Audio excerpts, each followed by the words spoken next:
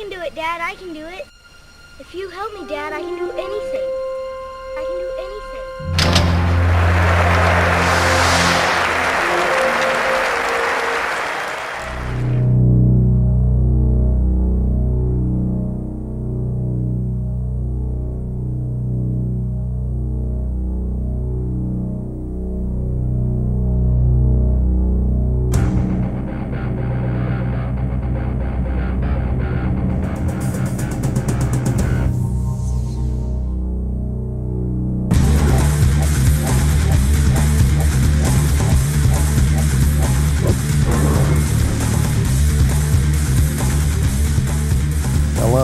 Make sure you get Nick out there and encourage him to get out there and get started. Nick, you work hard. All right, now go on out there and get it done. Thanks, Coach.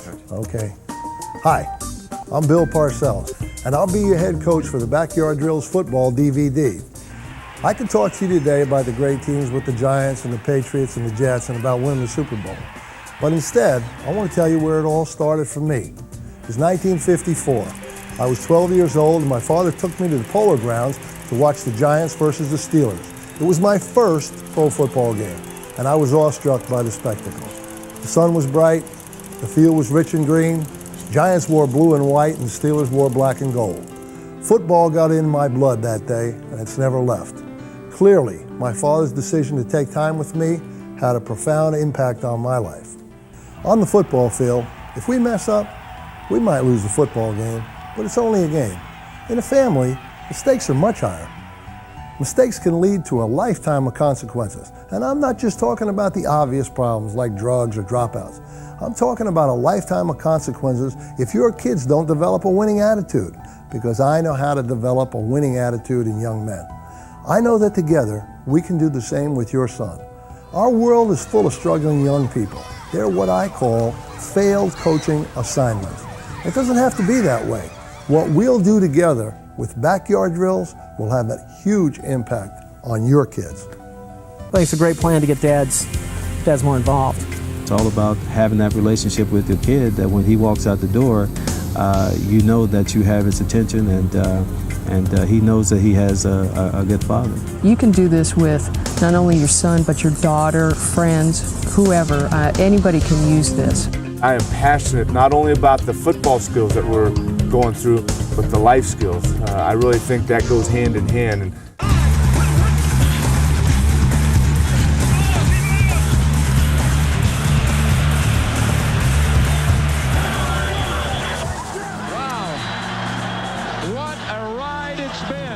one of the toughest jobs out there is to succeed as a head coach in the NFL.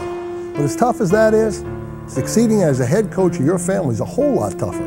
Every day is game day, and you just can't trade away a non-performer. And toughest of all, there's no off-season. But where does a dad go to learn how to coach his kid?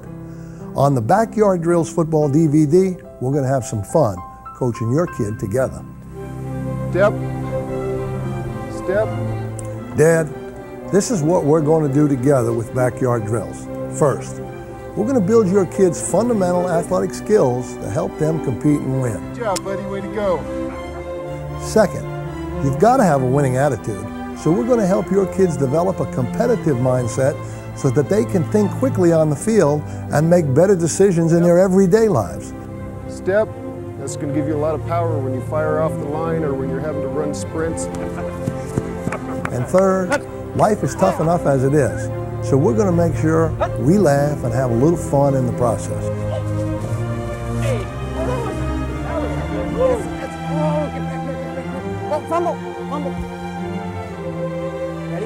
With each DVD, we're going to take 10 trips to the practice field. 10 separate practices geared for your backyard or your local park.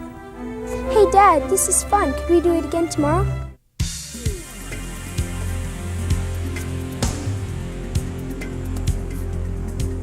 Hi, I'm Daryl Johnston, and welcome to Backyard Drills. In this portion, we're going to talk about the fundamental things you need to do to play the running back position. And to help me out today, I've got David. How you doing, David? Nice to meet you. Honored to meet you. And his son, Jordan. How are you doing, Jordan? I'm Donnie Shell, and today we're going to talk about pass coverage. Andy, Andrew, last time we talked about what? We talked about first steps, stance, talk a little bit about tackling. Now we're going to talk about pass coverage. Hi, I'm Phil Dawson, and today on Backyard Drills, we're going to talk about the most misunderstood aspect of football, and that's the kicking game. All right, I'm Tim Brown. I'm back here with Ron and his son, Logan. In the last session, we talked about catching the ball. This session, we're going to talk about route running. How can you catch the ball if you can't get to the ball? Hello, I'm Denny Bonowitz. I'm the president of the Edge Extreme. We're a sports performance company here in the Dallas-Fort Worth area. I'm here today to talk to you about backyard drills with your children. The three keys that we're going to talk about today are conditioning, flexibility, and nutrition.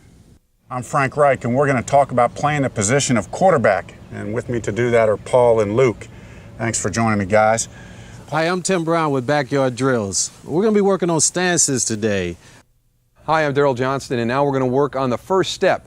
And I got David and Jordan here again with me, and they've been doing a great job up until this point. Hi, I'm Anthony Munoz, and today in Backyard Drills, we're going to talk about the line play. A little prejudice with the line play because for 13 years I was an offensive lineman in the NFL. And you look at football games and how they're won and lost, it all starts up front. In each of these sessions, you will receive top-notch instruction for some of pro football's finest players. You try and get by this way, and I got to stay in front of you, okay? So as you move this way, I got to move. You move that way, boom.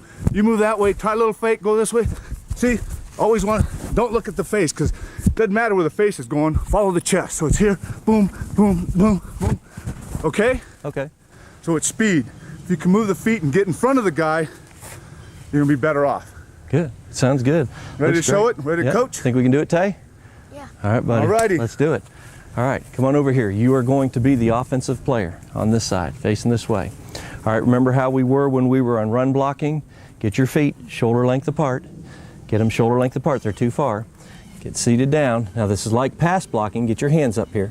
Sit down. You got to sit down. There you go. There you go. Get your hands up. There you go. Now what you're going to do is we're not pass blocking.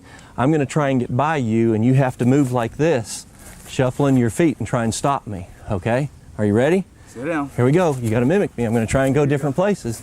There you go. Shuffle them. Sit down. Sit down. Get down. Get down low. Here we go. Ready? Ha! Gotcha. Power in that drill. I took you down, big boy. Good job. But first, we're going to get your kids motivated and excited about sports and about life. You know, most guys had to fight against incredible odds before the world called them champions.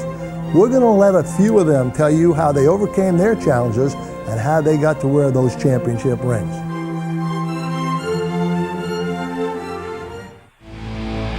St. Louis Rams defensive back Aeneas Williams, Tommy Maddox was a golden boy. Emmitt Smith was faced with a big decision. Darren Woodson of the Dallas Cowboys.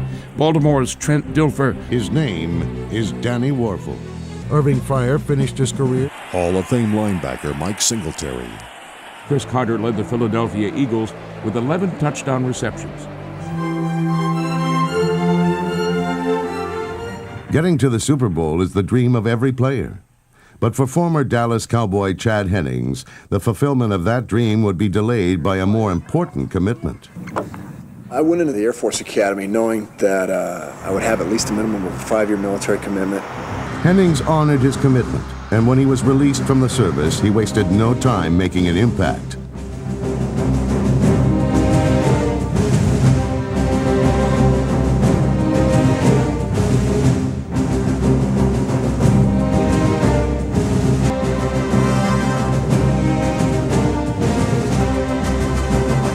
Hennings learned what true commitment meant, and it was reflected on the field.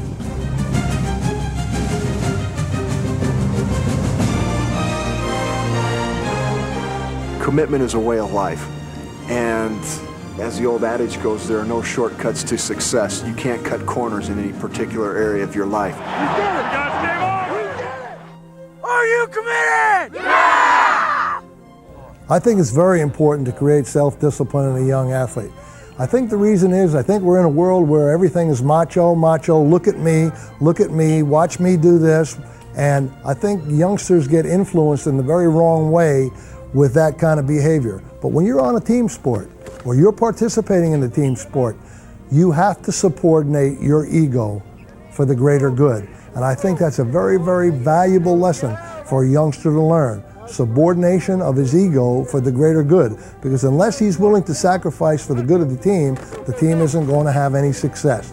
And I think that's the lesson a youngster can learn, because it does carry over into later life, family, business, everything. There is a greater good, and you have to be willing to put aside your own personal interests from time to time to succeed in that regard.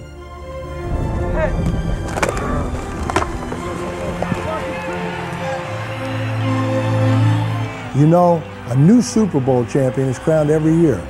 But what we do in your backyard, that'll last a lifetime.